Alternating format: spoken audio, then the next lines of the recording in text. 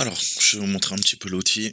On va commencer par là. Vous voyez que on peut développer, si je reprends. Donc encore une fois, c'est une simulation pour vous préparer à l'IBM QR Radar, ArcSight, etc. En tant qu'analyste, il va falloir, donc je vous disais, surveiller, analyser les alertes. Voilà les bases pour comprendre ce que je vous disais dans la précédente vidéo. On va survoler. Là, on a le main channel, généralement. Je vous ai dit qu'on a plusieurs canaux. Là, canal principal. On a un canal aussi, je vous avais dit, d'enquête, qui est ici. D'accord. Là, on peut voir les alertes sur lesquelles je suis en train de travailler en tant qu'analyste. Bien sûr, celles qui sont fermées, elles sont fermées une fois qu'on les aura traitées. D'accord. Donc là, je peux avoir un détail. On voit qu'on récupère les métadonnées, des IOC, des informations en tout cas, qui proviennent de plusieurs sources. Ça va être nos alertes. Et il va falloir creuser vu que c'est notre métier. Donc, par exemple, là, je peux l'attribuer, je fais un take ownership. Du coup, je viens de récupérer l'alerte. Je vous ai dit que quand vous débutez, vous êtes en niveau 1, vous avez généralement votre playbook, c'est ce qu'on voit là, next. Et on peut voir donc techniquement ce qu'on peut faire. Donc là, je vais fermer juste pour vous montrer, d'accord. True positive, à vous de voir, encore une fois, ce que c'est. Le résultat, close alert, correct answer ou pas. Donc vous allez pouvoir vous entraîner, ça va simuler, encore une fois. Et vous allez pouvoir petit à petit vous entraîner sur de vraies mises en situation. Là, on voit que c'est une CVE, une 0D visiblement, qui est utilisée dans la nature. D'accord. Donc là, qu'est-ce que je peux faire? Pareil, est-ce que c'est une vraie alerte ou pas? J'en ai aucune idée. C'était une correct answer.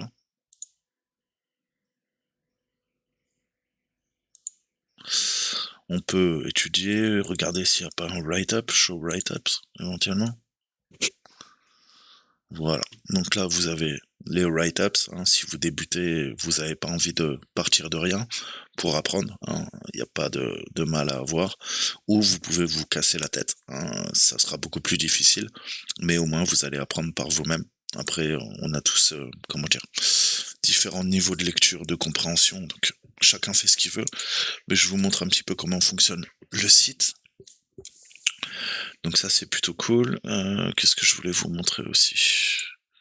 Les bases du monitoring. Donc là, vous avez toute la partie que je vais faire avec vous. Vous voyez que c'est sous forme de gamification. Vous avez tout ce qu'il faut là. Vous avez des challenges ici. Donc on en fera. On va voir. Qu'est-ce que je peux faire? Ça, c'est du DFIR. On a du malware analysis. Donc pareil, je vais essayer de tartiner et de vous en faire. Sinon, vous pouvez vous créer un compte gratuit, encore une fois. Là, nous, on va continuer ça. On va revoir toutes les bases là. On peut faire du practice pour carrément se mettre comme si on était connecté au SIEM et essayer de traiter les informations. Donc, je vous disais, par exemple, là, je peux essayer de... Ça, c'est une lolbean. Ok. Folina. Donc ça, c'était sur du Exchange de mémoire Office. Ok, donc là, on peut récupérer un doc.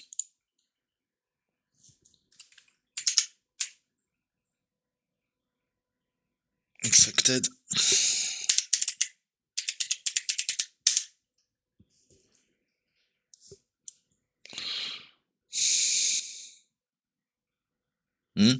D'où l'intérêt de faire ça dans une VM, d'accord? Puisque vous travaillez sur des vraies menaces. Donc attention à ce que vous faites. Ne faites pas n'importe quoi. C'est pour ça que je vous montre. Attention. Hop. Donc vous voyez que vous récupérez de vrais artefacts. Donc encore une fois, il faudra bosser dans une VM. Ce que je ne fais pas là actuellement, mais j'ai la confiance en mes réglages.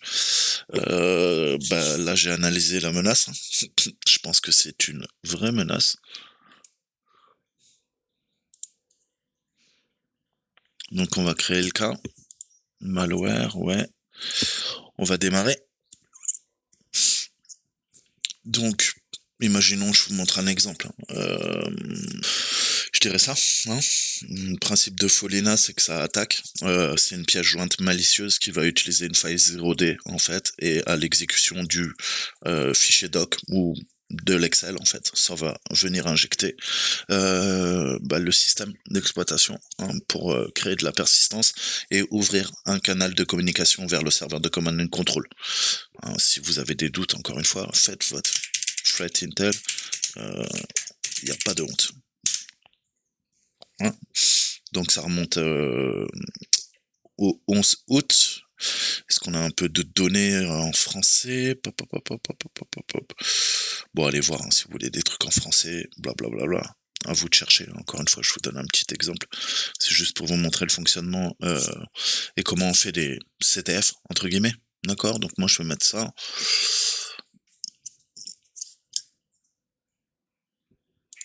Je vais dire qu'il est en quarantine. Hein. Donc là, pareil, on a plusieurs sites. Pour, je vais dire qu'il est malicieux. Hein, je vais faire comme si je l'avais déjà fait, juste pour vous montrer. D'accord? Donc on va aller dans le log management. D'accord? Là, on voit les adresses IP, hein, avec le proxy, l'exchange, le firewall, tout ça. Hein. Donc ça va nous permettre de corréler les informations, comme je vous disais, en savoir un peu plus. Hein. Je vois que il y a du PowerShell qui fait quoi? Une requête en get sur un domaine un peu bizarre. Hein. On peut aller chercher sur le domaine, voir un petit peu, virus total.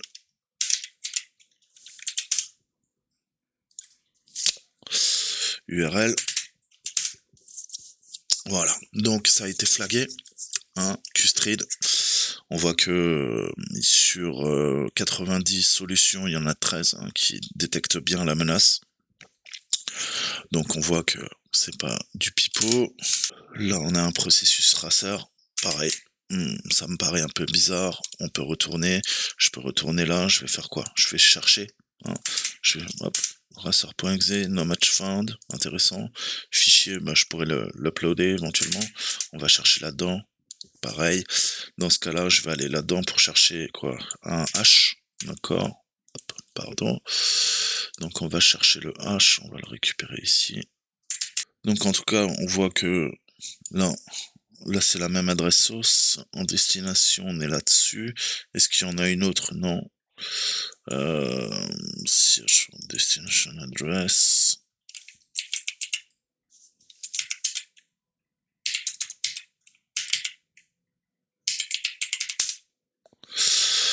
Donc là, on voit qu'il n'y en a qu'un, hein, très clairement, là-dessus.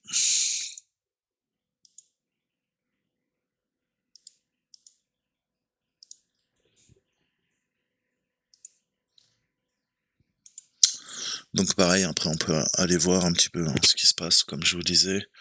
Qu'est-ce qui s'est passé? Qui c'est qui a lancé ça? Faudrait déterminer.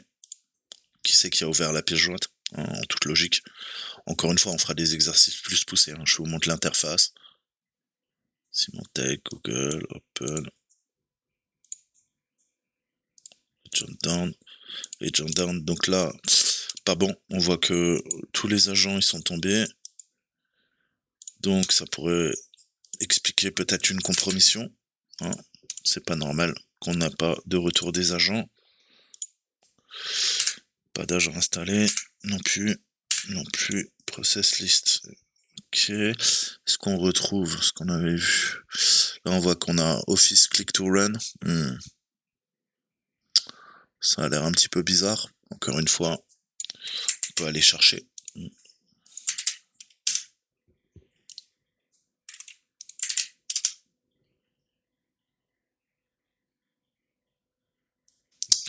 Ok, est-ce que c'est légitime? Est-ce que c'est pas légitime? Encore une fois. AB, pareil, ab.exe, TI worker. Ça a l'air un peu bizarre tout ça.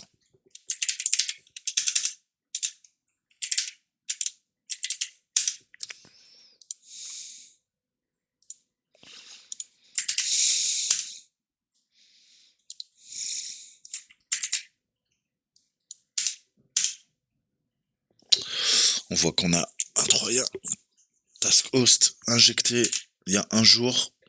Donc vous voyez, c'est tout frais. Hein. Sur les trucs sur lesquels on travaille, ils ont anonymiser les données et c'est des alertes qui reviennent de vraies entreprises. C'est pour ça que c'est plus qu'un CTF, vous allez travailler sur des menaces actuelles, là. Actuelles vraiment, donc ça vous mettra au plus près de la réalité en fait, de ce que vous allez faire. Ok, donc là on voit qu'il y a un truc bizarre et lui s'injecte visiblement dans le processus. Il appelle WMI, ok, pour attaquer. Invalid Reach PE, donc ça a dû être injecté et ça utilise PE exec. Donc ouais, ça a l'air vraiment bizarre. On va voir les détails, qu'est-ce qu'il nous fait? Abébine, ouais, donc on le retrouve là, pas de problème. On voit la signature. Le fichier est pas signé. Le header. Donc, généralement, on injecte des choses là-dedans, soit dans la data, parfois dans le texte, mais c'est surtout généralement dans le corps. On voit des imports, ça quoi? Ça utilise de la crypto? Ça a l'air un peu bizarre. Qu'est-ce qu'il fait au niveau des relations, des TTP? Donc là, on va voir les adresses avec qui il communique. D'accord? Qu'est-ce qui est appelé? On voit que visiblement, il y a un dropper. Et win32dos.com, ça sent pas super bon. On voit que ça a été crafté. Il y a un MP3, intéressant. Behavior, on va voir les TTP. Donc on a les sandbox, détection, MIRT. On voit que visiblement il y a les signatures. Il n'y a pas de Sigma. Spreader, Zenbox, malware, ransom. Donc là, visiblement, on a un problème. On voit les TTP utilisés en rouge. Donc, tactique 1, réplication, exécution, tactique 2, etc. etc. Donc les TTP, on voit tout ce qu'il fait. Là, c'est clairement malicieux. On voit avec qui il communique. À mon avis, ça doit être peut-être la note, vu que c'est un ransomware qui dit on a chiffré vos données. En plus, on voit qu'il efface le shadow copy via WMIC, donc il efface toutes les sauvegardes, les snapshots. Donc clairement, ouais, il veut pas qu'on restaure le système. Ouais, ça pue la merde, on va pas se mentir. Et ça a été détecté à 17 jours, le dernier. 23 jours, 25 jours.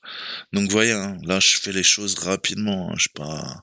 Mais je veux que la vidéo soit assez courte. C'est pour vous montrer. Grosso modo, voilà. Moi, clairement, là, le host, il est contaminé. Il faudrait aller maintenant le nettoyer. Faire du threat intel, patati patata. Donc, vous voyez comment on va évoluer. On fera des exercices plus poussés. C'est juste pour vous montrer un petit peu. L'action, est-ce qu'on peut la connecter? Est-ce qu'on peut essayer de se connecter? Ok, donc là il veut pas. Pourtant je pensais avoir ils m'ont toujours pas mis mon compte. Ok. C'est pourtant j'ai mon statut VIP. Putain, c'est quoi ce délire? C'est prendre la main sur la machine. C'est même l'avantage en fait.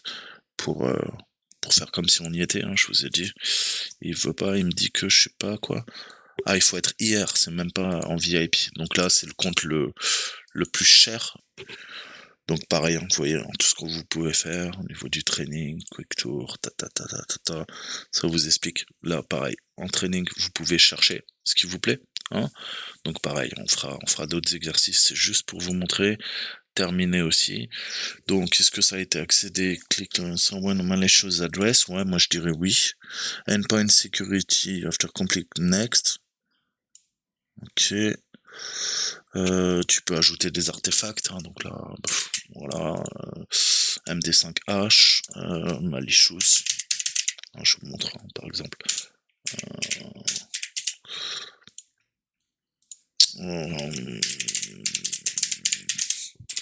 Machine pawn. C2. Blablabla. D'accord? Je vous montre un exemple encore une fois. D'accord? Donc là, j'ai terminé ce qu'on appelle le playbook. ok. Et dans mon playbook, maintenant, qu'est-ce qui va se passer? Si je te montre un peu, create case, close alert, lolbean. Ça c'est le quoi? Ça c'est du HTA, donc ça aussi ça pue la merde. On va faire ça, je vais clôturer, je vais dire true positive. Ok, true positive. Voilà, ce que vous voulez. Close alert, blablabla. Voilà, donc là ça a été fermé, j'ai les résultats, correct answer. Donc j'ai perdu des points parce que j'ai pas fait tout le Protect the boulot. web application. Hein. Ça vous redirige tout le temps, je vous redirige vers Cybersecurity Free Resource, ok? Et ça vous donnera d'autres vidéos, hein. Vous pouvez creuser, ils ont leur chaîne naturellement YouTube. Tu vois que j'aurais pu faire mieux, hein. Là j'ai gagné quelques points, j'ai bien récupéré les informations au niveau du site, on a analysé le malware, c'est bien un true positive. Par contre, j'ai pas regardé si le malware était mis en quarantine, hein, puisque j'ai vu que mon antivirus déjà le bloquait, donc il n'y avait pas de secret. J'ai fait, allez, on va dire 80% du taf, vite fait avec vous, pour vous montrer. Ensuite, quelques petites questions très simples, hein. Donc tout ça, c'est ce que je vous ai expliqué, les bases. Là, ils nous disent quelle est l'adresse source IP qui a entré ça. Donc là, ben, on va faire une recherche. On va rechercher techniquement. Search now. Hop. Je vais fermer le reste, qu'on soit pas pollué. Log management, start. Ok. Là, je peux chercher. Hein, je vais chercher toutes les adresses de destination. Autofill. Tu vois que je la rentre. Ok, je peux maintenant chercher. Ça me donne quoi? L'output, j'ai la sortie, on voit qu'on a un proxy, adresse source 172.16.17.5, port source 56.346 et destination, ce qui nous intéresse. On a l'adresse en 89.40.172.121 sur le port 80, d'accord? Donc si c'est en sortie, ça veut dire qu'il utilise le protocole HTTP, hein, pour contourner le pare-feu de l'entreprise, en plus. On voit les logs, format brut. Donc pareil, hein, on voit qu'on a un exe, pas bon. On voit le domaine qui est vraiment bizarre. Méthode get. Heureusement, ça a été bloqué. On voit que c'était dans le processus Chrome et ça a été poussé par Explorer. Ouais, bah c'est normal, c'est Explorer, c'est l'interface graphique de Windows qui lance ton Chrome quand tu cliques sur l'icône de Chrome. Et on a le parent process. Ok.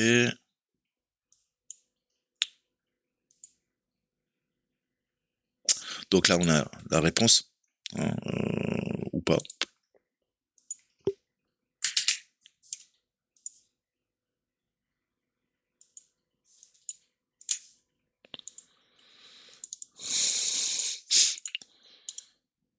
Voilà. Donc je vais regarder tout ça. Là, on retrouve. D'accord? Donc n'oubliez pas que quand vous appliquez des filtres, hein, dans n'importe quel SIEM, pensez à les effacer, hein, une fois que vous avez filtré, puisque sinon vous risquez de pas avoir de vue, hein. Là, vous voyez que si je bidouille ça, bah forcément ça va pas marcher. Il faut que je fasse un clear pour trouver ce que je recherchais. Et vous voyez qu'on corrèle les informations encore une fois direct. Là, ils nous ont demandé l'adresse source. On va récupérer l'adresse source qui est juste là. D'accord? Donc c'est pour vous faire comprendre les mécaniques. Alors, quel est le nom d'hôte de l'équipement où Nmap a une valeur de H et qui a été exécuté? Donc pareil, hop, je fasse tout, on repart là-dedans, on va voir s'il nous le trouve. Non, là il nous le trouve pas. Je vais lui demander 50 résultats. Toujours rien, je clear là, je clear là.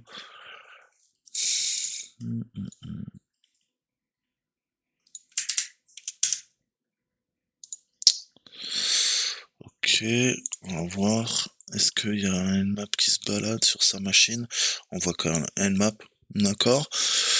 Donc, s'il y a un attaquant, qu'est-ce qu'il a fait? Il a fait Who am I pour savoir ce qu'il était. NetUser, il a quoi? Essayé de chercher les comptes qui sont disponibles sur la machine. ipconfig all pour avoir toutes les interfaces. Il commence sa phase de reconnaissance au niveau du réseau. NetLocal Group, il interroge les groupes locaux au niveau de l'Active Directory.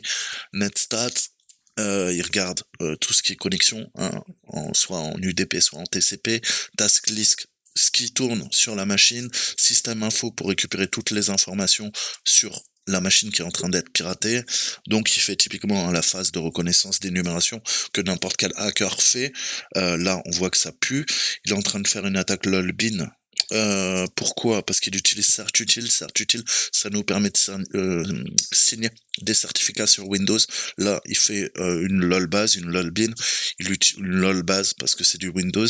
Il fait une attaque living of the land. Il se sert de certutil pour intégrer Nmap à la machine. D'accord, on peut utiliser via cette commande un split f Earl cache, télécharger un fichier à partir de cet outil. Comme cet outil est signé par Microsoft, c'est un peu moins flag, mais comme l'attaque est connue, c'est vieux comme le monde, là, il n'y a pas de doute à avoir. En plus, il récupère direct un exploit sur, comment dire, Suggester, Windows Exploit Suggester, que vous devez tous connaître à partir du repo GitHub. Il veut quoi? Commencer à connaître toutes les failles qui sont présentes sur la machine, puisque techniquement c'est ce que vous fait cet outil. Et après, on voit qu'il scanne l'ensemble du subnet. On est en Cidre 24 et visiblement il cherche un port 80. D'accord? Il utilise donc le checkpy. Le checkpy qui est cet exploit. ARP, il essaye de communiquer aussi via le protocole ARP au sein du réseau local. Il fait un find string, il recherche les expressions régulières. En tout cas, il veut rechercher tous les documents qui commencent par TXT, enfin qui finissent par TXT, XML, INI. Il essaye de trouver des mots de passe codés en dur dans des fichiers de conf.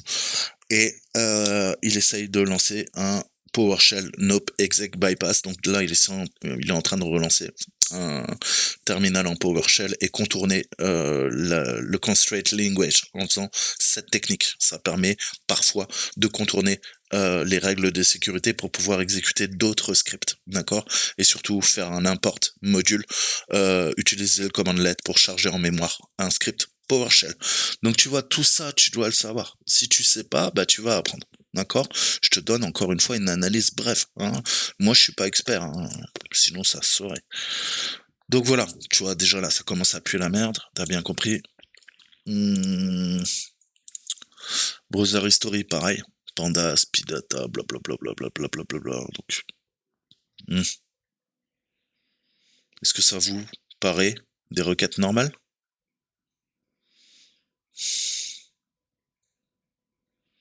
PHP admin, mail attachment. D'accord? Donc il y a des trucs légitimes, il y a des trucs qui peuvent attirer votre œil. Ok? Channel 100, bref. Bon. On va pas rentrer dans les détails, mais il y a des trucs qui sont assez intéressants. D'accord? Il veut essayer de signer quoi? Des documents. Ouais. Ça, c'est plutôt une partie malveillante qui va faire tout ça.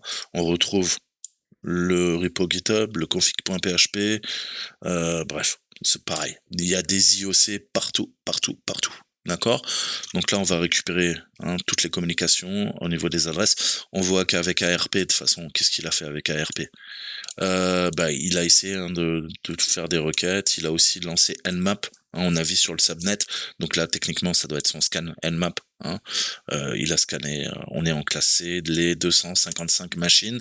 Si on oublie la machine de broadcast, et la première qui sert de passerelle.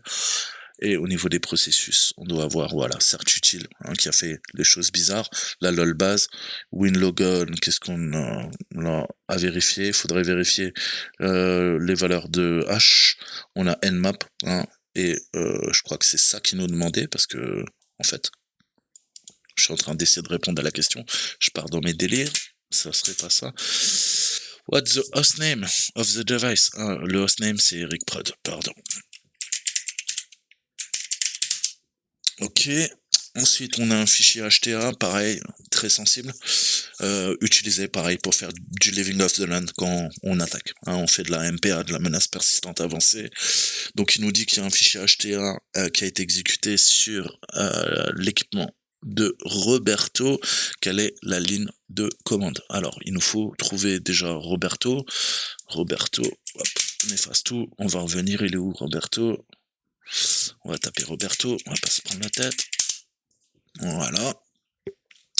Pareil, on peut repartir dans le délire. Tac, tac, tac, tac, tac, tac, tac. Hein.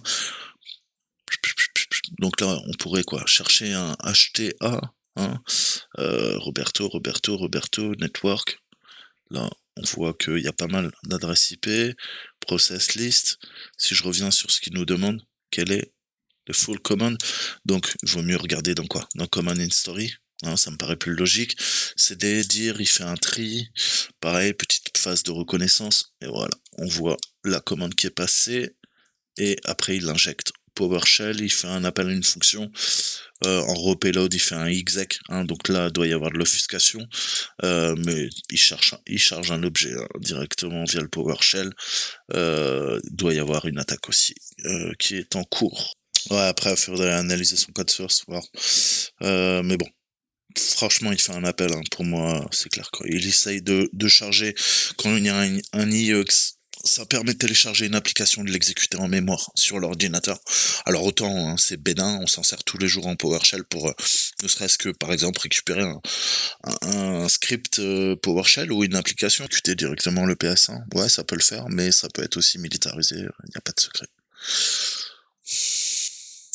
Alors...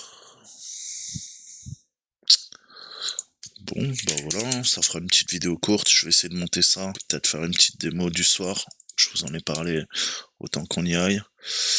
Donc ça, c'est le fameux SOAR, S-O-A-R, hein, qui permet de gérer aussi, entre autres, les tickets, je vous ai dit, principe de ticketing. Donc on voit qu'on a un ticket qui a été créé, hein, s'il n'a pas été créé avant, bah, ça serait vide. Là, on peut suivre hein, le statut des tickets. Si jamais vous avez oublié d'ouvrir un ticket, vous pouvez cliquer sur Open, d'accord, qui est là. Si on cherche un ticket spécifique, on peut faire une recherche ici, etc., etc. Donc là, on voit un closed, ok. Open, j'ai oublié. All, il est là. C'était le Folina que j'ai ouvert. Et Machine Pawn, c'est le commentaire que j'ai laissé tout à l'heure. Donc vous voyez que je peux récupérer les tickets si jamais j'ai un supérieur hiérarchique qui me demande de récupérer toutes les informations concernant l'incident. J'ai le ticket que j'ai commenté, que j'ai clôturé. On sait que c'est Saltimbanque qui est analyste, qui a fait le boulot. Voilà. Donc on reviendra hein, encore une fois. C'était pour vous montrer. Et bah, on finira le module. Il y a peut-être une dernière question. Quel score? H on the threat intel page. Alors on va aller voir. Ok, donc tout en bas on a le threat intel. Pareil, ils vont nous expliquer. On a bien sûr différentes ressources. Le tag, hein, qui représente la donnée en soi. Un champ de recherche pour rechercher un fichier haché, n'importe quel indicateur de compromission. Là, ça fait de l'autofill, hein, ça remplit la valeur de hash. On voit qu'il a été tagué en tant que malware avant, hein, donc on peut se poser des questions comme quoi bah, c'est malicieux, il n'y a pas de secret à avoir, d'accord. Et voilà, donc vous voyez comment ça marche, hein, et comment on corrèle les informations, d'accord. Et quel est le score? Le score, il est à 4. Donc après, il faut voir. Hein. Des fois, c'est 4 sur 5, des fois, c'est 4 sur 10. Ah, parce qu'il nous a pas mis le... Putain. Je croyais qu'il nous mettait directement la hache. Autant pour moi. Donc on recommence, on dégage tout ça. Et là, on voit qu'il est à 7. Donc ça va jusqu'à 10. Donc ça clôture le premier module. Hein, je vous ai fait 2 vidéos. Et on a gagné un nouveau badge. Donc vous voyez, principe de gamification, vous travaillez sur des vraies choses. Attention à ce que vous téléchargez. À partir de cette application, vous allez télécharger de vrais virus. Hein, si vous avez un antivirus de merde, et si vous n'avez pas fait du hardening comme Saltimbanque vous le conseille depuis plus d'1 an sur sa chaîne, bah attention, hein, vous allez vous-même vous faire pirater. Voilà, moi je vous dis à très bientôt. Ciao, ciao.